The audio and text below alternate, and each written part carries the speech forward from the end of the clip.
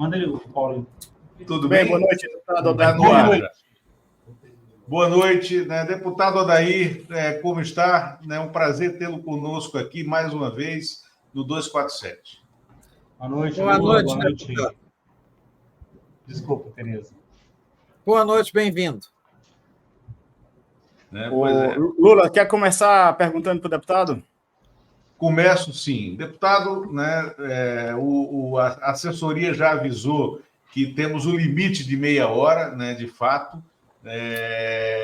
Você está assumindo a liderança, né, do partido para esse ano de 2024, né, partido que tem encontrado muitas dificuldades para impor, né, a sua pauta, o seu projeto, né, o projeto de governo num Congresso, sobretudo numa Câmara dos Deputados, aonde há um inchaço, né, das legendas da direita, né, fruto da eleição de 2022, né, e um poder também talvez muito inflado, né, da presidência da Câmara dos Deputados, da presidência do deputado Arthur Lira, né, que dificulta a consecução de projetos de governo. O que vai mudar, né, nesse ano de 2024 e quais são as principais dificuldades que o PT enfrenta para impor a sua pauta e a agenda de governo na Câmara? Não, primeiro é preciso nós termos clareza de que a agenda principal do governo do presidente Lula foi implementada no ano de 2023. Agenda central. É claro que não é a agenda que nós gostaríamos, mas a agenda que foi necessária para a implementação do nosso projeto. É importante dizer que o presidente Lula teve, antes da sua posse, a aprovação da PEC da transição.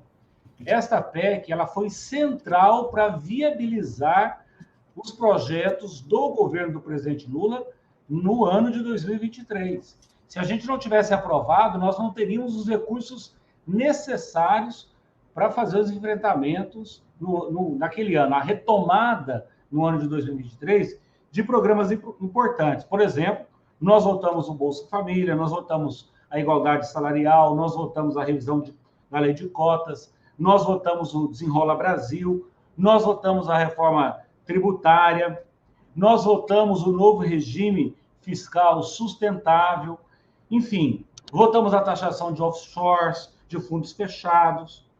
A bancada do PT atuou nas mais diversas áreas para viabilizar a aprovação desses projetos. Agora, você disse uma coisa, Lula, que é importante a gente ter clareza. Nós, a federação PT, PCdoB e PV, nós somos 80 parlamentares. Nós não chegamos a 1/5 da casa.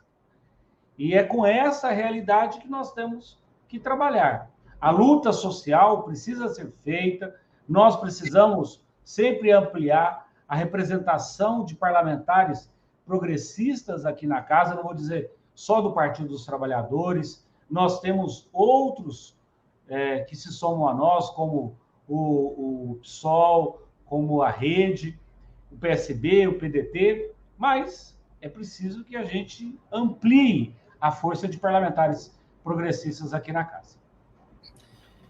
Beleza. Deputado, nessa linha, você enumerou aí a agenda necessária, que foi necessária para esse primeiro ano passado, primeiro ano de governo, né?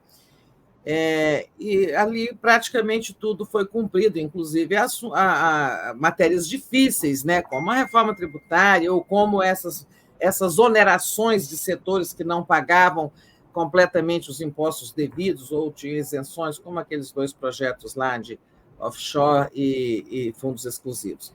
Agora, para esse ano, né, se fala assim, a gente ouve o governo dizer, ou através dos líderes ou de ministros, que esse ano nós temos como prioridade crescimento e combate à desigualdade e à pobreza. Mas quais são, né, os projetos que estarão assim, como prioridade na agenda legislativa? Tereza, para o crescimento e combate à desigualdade social, eu não tenho dúvida que o projeto mais importante que nós votamos foi a política de valorização do salário mínimo, política permanente, que garante renda e transferência de renda para a população mais vulnerável, os trabalhadores e trabalhadoras. Agora, nós precisamos enfrentar esse ano, na minha opinião, dar conta de votar o projeto de lei da reoneração, porque significa nós reabastecermos e garantirmos os recursos devidos e necessários para a Previdência Social. O acordo que o governo fez foi de não tramitar a proposta através de uma medida provisória, mas tramitar através de um projeto de lei. Nós precisamos votar a compensação tributária, é um projeto relevante que está também nessa medida provisória.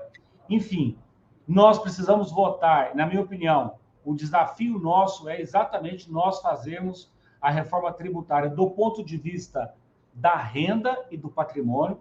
Este é um tema que nós não enfrentamos ainda de maneira de frente. É preciso que ele seja debatido aqui no Congresso. Agora, o ministro Fernando Haddad me disse que trataria esse assunto no âmbito do G20, e nós queremos esse projeto aprovado aqui. É preciso ampliar a faixa de isenção do imposto de renda para além desses R$2.000, que atinge quem ganha até 2 salários mínimos. Nós precisamos ampliar mais. O presidente Lula tem falado que vai elevar essa faixa de isenção até R$5.000, mas para que isso ocorra, nós precisamos garantir a tributação daqueles que ganham mais, a renda, tributação dos dividendos, por exemplo.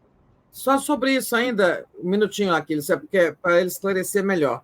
A reforma da renda, né, passa basicamente uma reforma do imposto de renda. O governo vai mandar um projeto novo ou vai trabalhar com aquele que está no Senado? Porque aí ele poderá ser modificado. E a outra coisa é se nós vamos enfrentar esse ano essa escandalosa isenção dos dividendos. A isenção dos dividendos, por exemplo, nós já votamos aqui na Câmara dos Deputados, está no Senado Federal. Precisa estabelecer que o Senado vote. Se o Senado não votar, a minha opinião é que o governo deveria reenviar um projeto de lei que tratasse da isenção que se tem sobre os dividendos, que a gente tributasse a renda, a isenção e a tributação através de um projeto novo que o governo enviaria para a casa, para a Câmara dos Deputados. Até porque isso garantiria que o imposto de renda é um projeto novo ou aquele velho que está lá no Senado? Um projeto novo.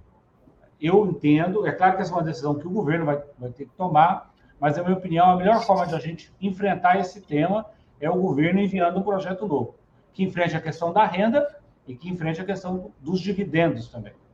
E a isenção de vencimentos de pastores e igrejas deve passar no plenário, porque passou na comissão?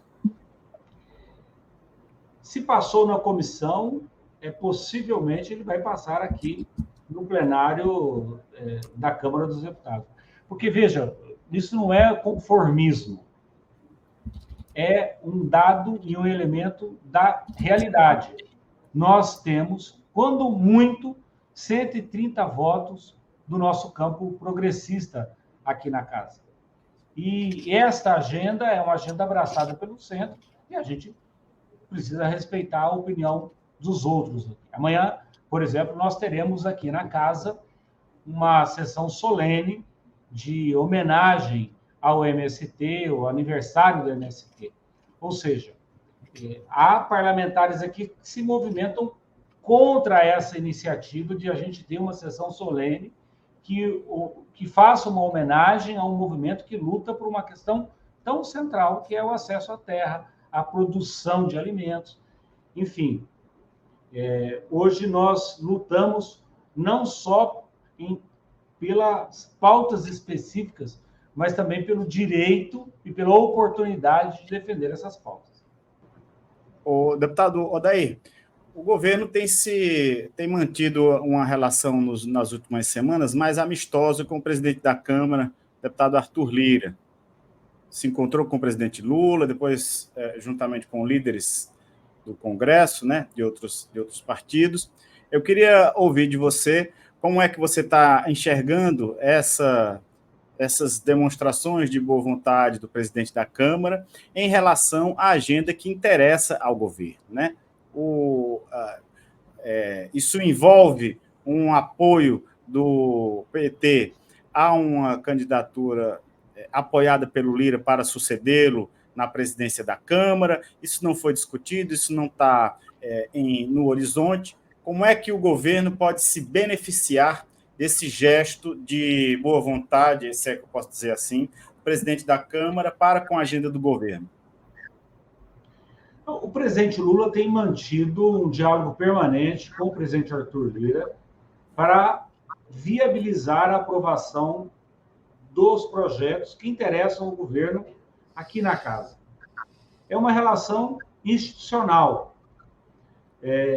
Alguém teria me perguntado numa vez dessas aqui, dizendo, olha, isso tem alguma implicação na política eleitoral nacional ou na política eleitoral em Alagoas, que é terra do presidente Arthur Lira? Não. O presidente Lula respeita o presidente da Câmara, que foi escolhido pela maioria dos deputados, e vai dialogar com este presidente. Não cabe ao outro poder dizer aqui quem vai ser o presidente da Câmara dos Deputados no próximo período. Agora, é importante a gente ter essa compreensão de que isso não significa que o presidente Lula ou que a bancada do Partido dos Trabalhadores concorde com as posições ideológicas ou programáticas do presidente Arthur Lira. A mesa diretora, o que a gente precisa garantir é que a mesa diretora viabilize a múltipla manifestação do pensamento aqui na casa.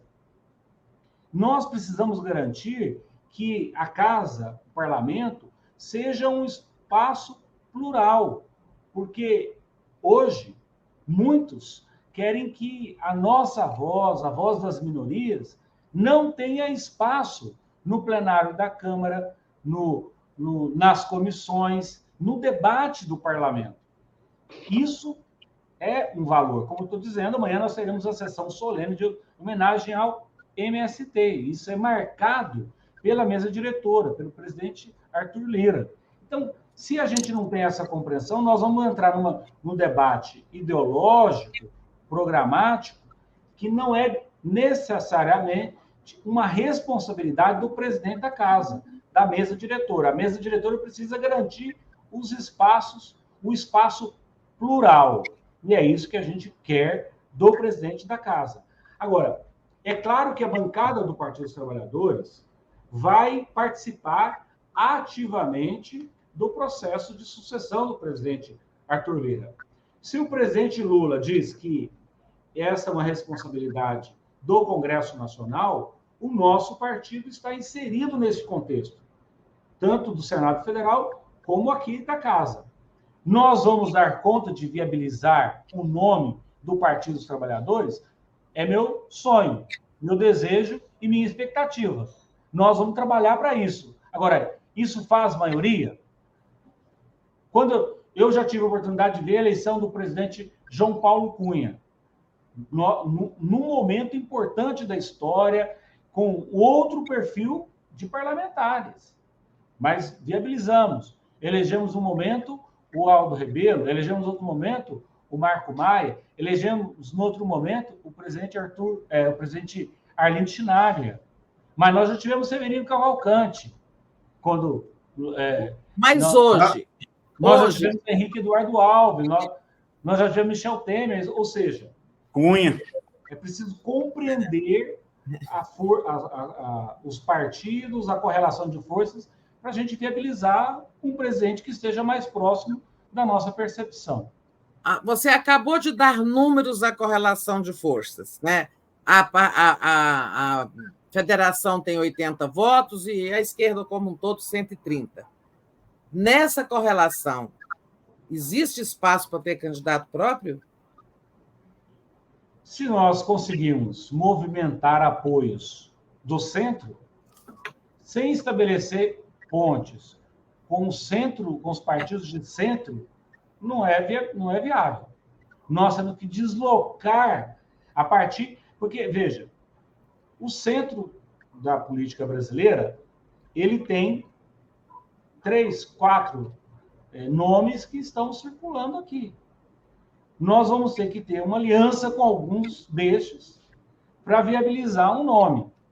Pode ser um nome da federação, do PT, do PV, do PCdoB. Nós temos nomes na federação que transitam bem na casa. Pode ser do Partido dos Trabalhadores, nós temos nomes do PT que transitam bem na casa. Agora, é preciso atrair estes partidos e estes aliados para este nome. Este é o exercício que nós vamos ter que fazer até o final do ano. Na minha opinião, este processo de sucessão do presidente Arthur Lira está extremamente acelerado, precipitado. Nós já vimos... Muito antecipado. Nunca se viu campanha... Você acaba encerrando o mandato do presidente Arthur Lira antes do seu fim efetivo, antes do seu término efetivo. Então, é preciso... daqui até lá, nós temos muitas... como diria o mineiro, nós vamos ter muita água para passar debaixo da ponte. Não, então, precisa ter eu calma. acho que essa sucessão antecipada foi uma flor do recesso que secou, mas se mantém ainda no vaso ali, no Salão Verde. Mário, você tem alguma pergunta? Agora, né, porque você não inquiriu ainda o deputado. O deputado está me ouvindo? Meus sons... minha conexão caiu aqui, então minha conexão caiu. E aí agora eu tentarei fazer a pergunta. Deputado, quais são as principais pautas da direita que interessa brecar? E a anistia para o Bolsonaro está entre elas? Eu não entendi quais são quais são as pautas da direita que interessa a base do governo brecar e a anistia aos golpistas, incluindo o Bolsonaro, está entre elas?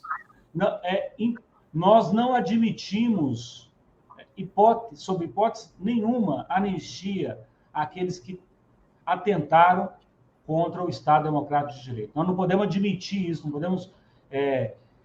aliás, o Brasil precisa dar um exemplo para todos aqueles, e em especial para as gerações futuras. Agora, ao viver este momento que nós estamos vivendo, é preciso ter clareza que a anistia para Bolsonaro ou para qualquer um daqueles civis ou militares que participaram dos atos de 8 de janeiro e contribuíram para eles, nós não podemos admitir. E vamos trabalhar nessa perspectiva. Perfeito. Agora, deixa eu perguntar. Hoje, agora à tarde, o líder do governo na Câmara, José Guimarães, advertiu as lideranças da base que quem assinou, deputados de partidos da base, União Brasil, PP, e teve um outro partido, que assinaram o pedido de impeachment, né? Essas assinaturas ainda não são públicas, mas eles serão punidos com a demissão, né, de pessoas ligadas a eles que estejam em cargos públicos e com verbas orçamentárias que serão que ficarão seguras, né, pelo Ministério do Planejamento na liberação de emendas. É isso. O governo e o PT, sobretudo, precisam ter essa afirmação nesse momento, e há uma determinação para essa afirmação? É necessário que o governo tome essas medidas. Por uma questão, não é vingança. é uma questão de coerência. Qual coerência? Se o indivíduo busca a saída do presidente Lula do governo, ele não pode estar no governo, que ele quer ver o seu principal coordenador, chefe, fora daquele espaço de poder. Então, por coerência e por disciplina, nós não podemos admitir nenhum tipo de conivência, pactuação com aqueles que querem a saída do presidente Lula. Está lá expresso. É só o governo agir. E ele precisa agir, até porque ele precisa mostrar para os outros parlamentares que não assinaram e não contribuem para esse pedido de impeachment, que ele tem um tratamento diferenciado. Some-se a nós aqueles que quiserem vir conosco. Acho que é essa a mensagem que o governo precisa passar. Muito bem, Tereza, Mário Vitor. Você está de acordo, acha que é adequada a convocação de uma manifestação da esquerda, do campo progressista, que está sendo chamado pelas frentes Brasil Popular e Povo Sem Medo, para o dia 24 de março, né, tendo aí como bandeiras sem anistia e Bolsonaro na cadeia, mas junta-se também a questão de 60 anos do golpe, 64. Isso parece que tem uma série de pautas, assim, talvez depois isso convirja para apenas sem anistia, mas assim está se falando, embora essa manifestação parece que foi marcada antes do ato dos bolsonaristas de domingo, ela está sendo apresentada como uma resposta da esquerda, né? E nós tivemos um debate aqui mais cedo, nós comentaristas, até com divergências entre nós, porque alguns acham que é temerário, outros acham que é necessário. Qual a sua opinião? Nós devemos, na minha opinião, nós temos conversado aqui, os partidos, os movimentos sociais, a presidenta Gleice tem feito um esforço para garantir que o espaço de representação coletiva e dialogando em torno de um conjunto de manifestações. Eu não acredito que nós temos que organizar uma manifestação até porque nós somos... E o motivo que fez com que Bolsonaro se organizasse, se imobilizasse daquela forma que ocorreu nesse final de semana, de maneira centralizada em São Paulo, foi um motivo religioso, uma disputa religiosa, a partir de uma compreensão equivocada em torno do que o presidente Lula teria dito sobre o massacre que Israel tem promovido à faixa de Gaza. Eles transformaram isso numa disputa religiosa.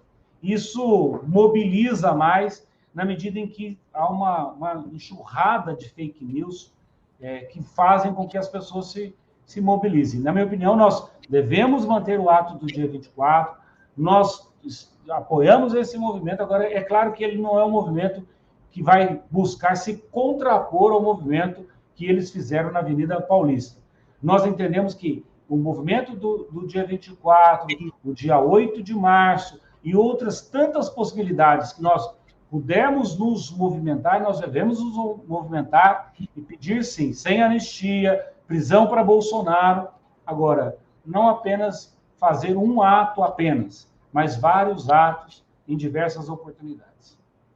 O deputado Odair Cunha, você, como ali eleito pelo Estado de Minas Gerais, como é que você avalia a atuação de parlamentares da extrema-direita por Minas Gerais e a própria correlação de forças que esse Estado, tão importante no conjunto do mapa eleitoral brasileiro, está dando em desfavor do governo Lula?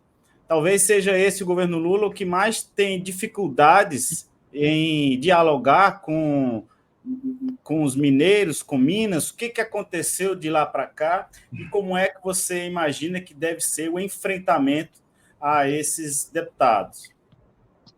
O papel destes deputados e do governador Romeu Zema é vexatório. O governador Romeu Zema faz o que faz, administra o Estado de Minas Gerais com dinheiro da União. Faz 5 anos, por beneplácito do Supremo Tribunal Federal, que ele não paga a dívida com a União, governa com estes recursos. A dívida de Minas foi a 160 bilhões de reais.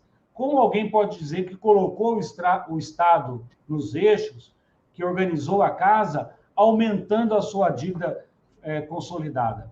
Este é o dado, este é o elemento concreto. Ao invés de ele enfrentar os problemas, dialogar como representante do Estado de Minas Gerais com o governo federal e agradecer o Supremo Tribunal Federal, vai lá bater palmas para o Malafaia falar mal das instituições brasileiras. Isso precisa ser dito.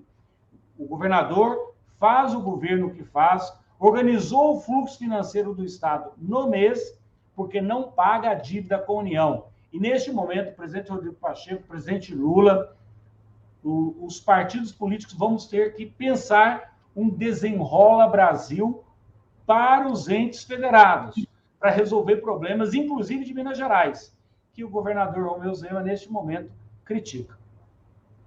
Muito bem. Perfeito. Mário.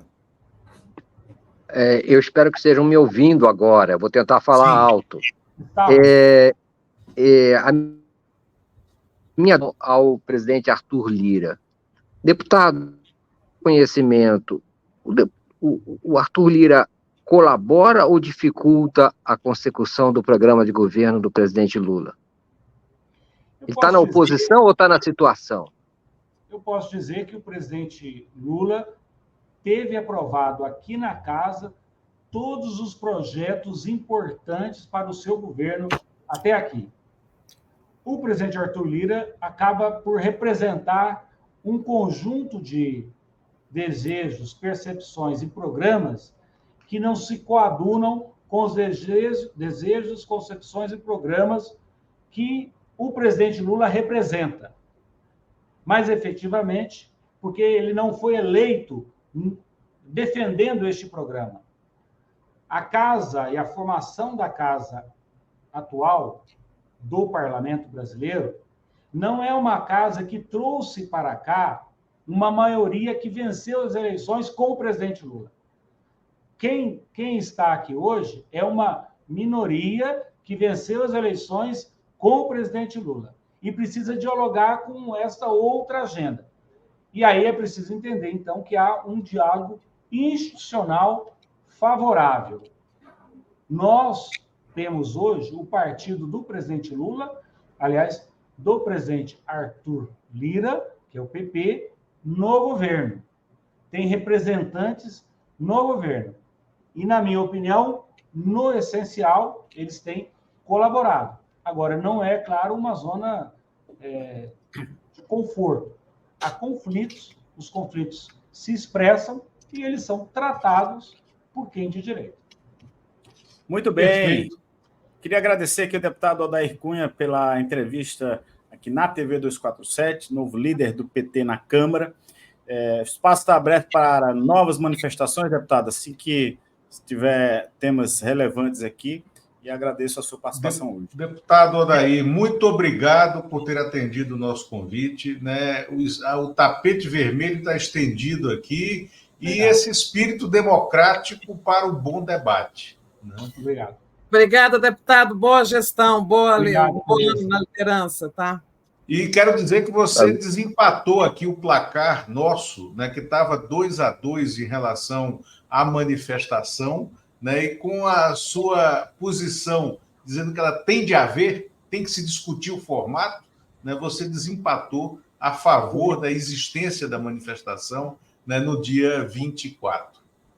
Depois você me conta com qual fileira eu fiquei. Você fechou posições agora majoritárias, Mário Vitor e Aquiles aqui. Eu e a Tereza ficamos com o pé atrás nessa convocação.